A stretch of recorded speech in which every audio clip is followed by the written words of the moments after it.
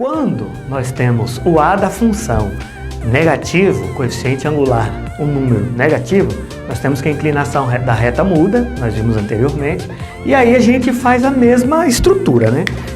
O zero da função está aqui, a gente resume esse gráfico a esse, e aí a gente mostra para vocês o seguinte: à direita do zero da função, se eu pego um número x1 aqui, ele toca na função, tem um correspondente y1, e esse correspondente y1 está na parte negativa de y.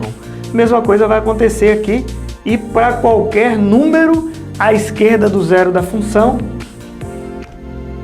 nesse caso meus y, ou a função vai gerar número negativo. E à direita do zero da função, pegar um x2 aqui, vai dar um y2 na parte positiva, e para qualquer número com essa natureza, ou seja, qualquer número que eu pegue à esquerda do zero da função, o y relacionado a esse número vai ser um número positivo. Então aqui a gente tem uma inversão, né, do que a gente viu anteriormente quando o a da função é positivo. Então a gente escreve assim: para qualquer x tomado à direita do zero da função maior que o zero da função, implica ou implica no y negativo, menor que zero. E para qualquer número à esquerda do zero da função, nós temos uma implicação no y positivo maior que zero.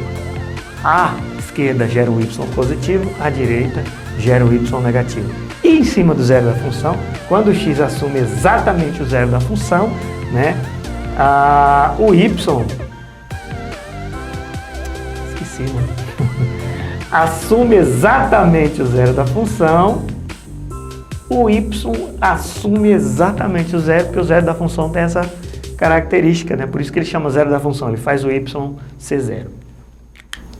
Então vamos passar um exemplo aí, né? A gente vai estudar o sinal da função. A função é uma função do tipo f de x igual a x mais 2, ou poderia ser escrito no formato y, que é igual x mais 2 também, tanto faz, tanto fez. Então a gente tem que acostumar com as duas notações. E aí a primeira coisa eu preciso descobrir quem que é. Vou representar, né? Vou representar ao zero da função aqui, 0. Então, x mais 2 que é igual a 0, x que é igual a menos 2, está aqui o zero da função. E aí o coeficiente linear é exatamente o cara que está aqui, exatamente o 2, né?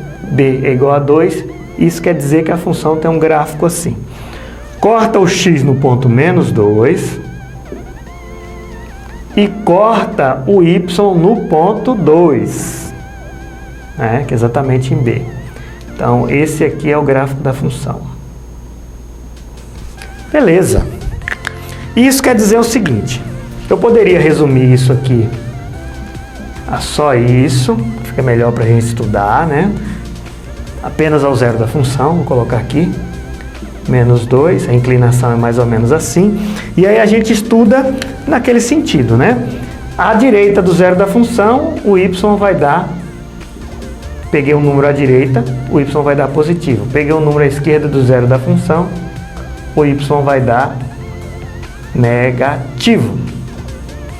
Isso quer dizer, à direita do zero da função, os valores de y que eu pegar, isso quer dizer, à direita, números maiores que menos 2. Se eu pego, por exemplo, menos 1, 0, 1, 2, 3, 4, 5 e assim sucessivamente, os valores de y atribuído a esses números maiores que menos 2 sempre vai dar número positivo.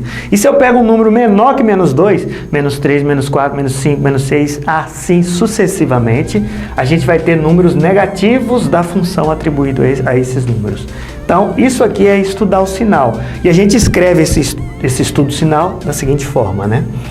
Para todo x maior que menos 2, a função f de x, ela, ou y, né? Tanto faz, né? Eu posso colocar f de x ou y aqui, ela sempre vai dar um número positivo.